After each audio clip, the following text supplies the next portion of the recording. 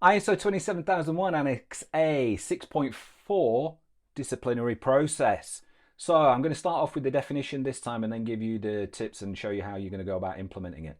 So the definition of this: a disciplinary process should be formalized and communicated to take actions against personnel and other relevant interested parties who have committed an information security policy violation. Right, that is the definition. How am I going to do it? The quickest way, the easiest way, is you are going to place reliance on HR and legal. If you're following these sequentially, it doesn't come as any shock or any surprise to you, right? You are heavily reliant on the law of the jurisdiction, the geography, the location, the locale of where you are about what you can do. So you need legal help, legal guidance, legal support, and you need to make sure that everything you put in place meets the requirements of the law. You're also you also are placed in the HR arena, right? HR, human resources management, is a discipline and a profession in its own right with trained and experienced professionals. So you need to work with both of those individuals. Ideally, you already have something in place and you're just checking that violations against information security follow the standard company process and procedures, and that you can evidence that that's included. That is the quickest, easiest, simplest way. If you don't have that and you're trying to create something from scratch, step one, get some legal advice, get some HR support, and put this in place. And the final part is what I'm going to go through is what is your requirement? What is required of you when it comes to the implementation? The requirement of you is just to make sure that this process is in place, right? If you don't have a background in this and you start to dabble with it, this can get you in a lot of hot water very, very quickly. But let me give you some guidance about what the standard says. So get some advice, get HR to do it, check that they've done it.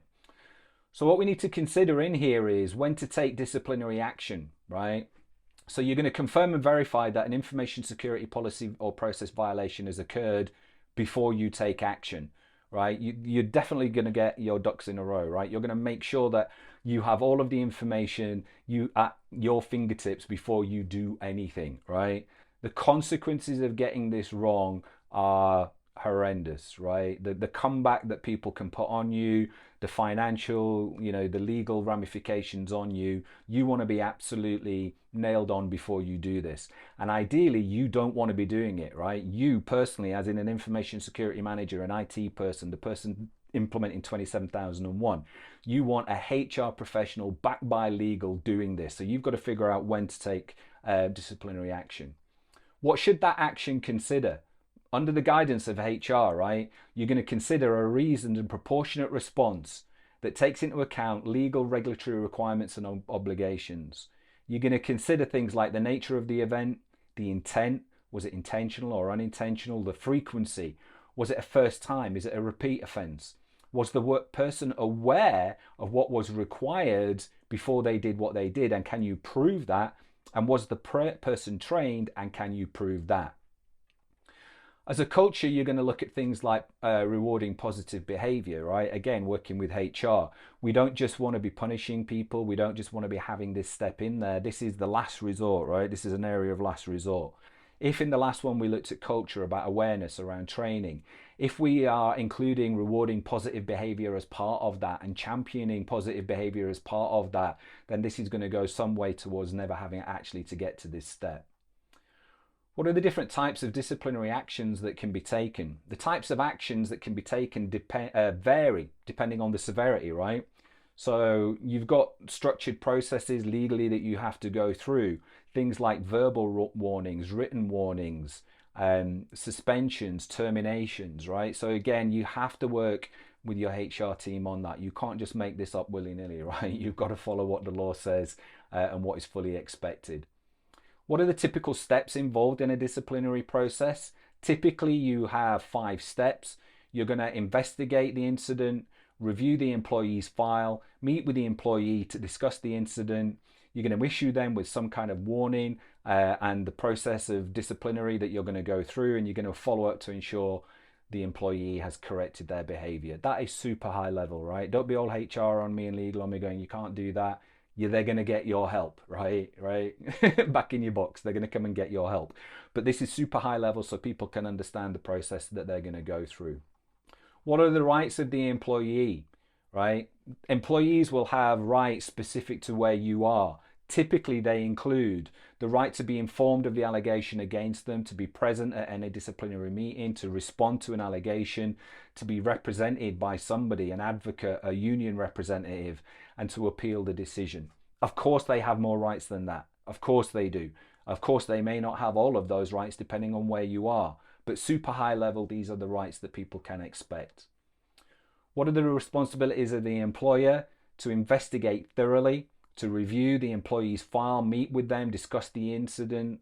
They're going to be the ones that follows that process to meet the requirements of the law and to follow the structure that is laid down and dictated to them by legal, regulatory, customer, whatever it may be, right? Whatever requirements are on you. There are consequences, right? Disciplinary action has consequences, and some of those are unintended consequences. So if we think about unintended consequences, right, the impact on employee morale, it needs to be considered. How you handle that and how you appropriately deal with that and the level that you can or cannot communicate that and what the impact of that is needs to be considered. It can increase employee turnover, again, depending on how rigorous you are and what it was and how you went about it. It can decrease productivity and it can increase your legal liability, right? Getting it wrong, legal ramifications, getting it wrong, financial ramifications. So this is a very delicate operation that needs very delicate consideration. What are the challenges that people face when it comes to disciplinary?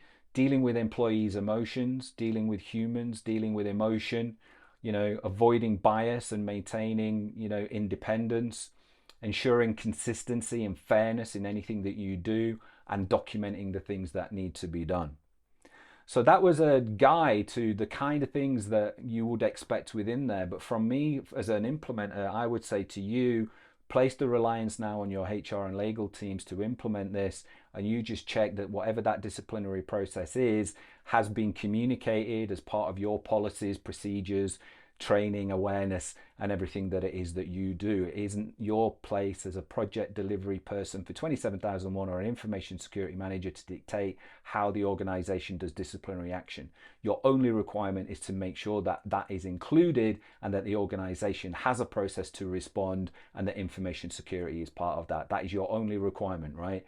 And then they will internal audit, external audit, and they will work with HR and get HR to show them that and get HR to show them examples of when that has occurred. My name is Stuart Barker. I am the ISO 27001 Ninja. And until the next tutorial, peace out.